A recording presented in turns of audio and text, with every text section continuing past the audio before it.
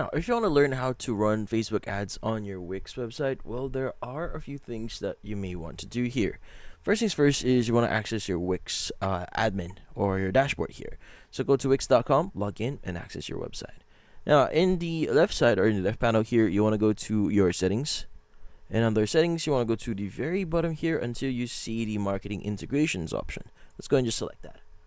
Now, in here, what we need to do next is we want to go and look for Metapixel and Kappa here, since we want to basically publish ads on Facebook. Let's go and just choose Connect.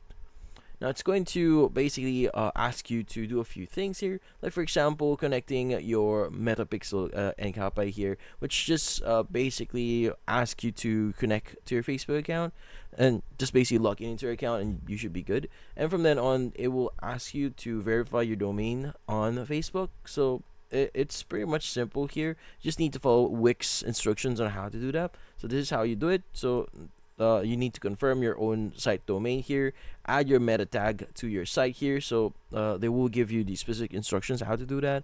And also you could go and just enter to Facebook here and complete the verification.